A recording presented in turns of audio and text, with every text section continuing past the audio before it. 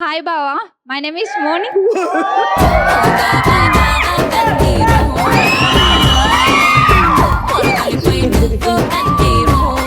మీరు ఇండస్ట్రీకి రాకపోతే ఇప్పుడు ఏం చేసేవారు? ఇండస్ట్రీలో కాకుంటే ప్రొడక్షన్ కాటి కాపరి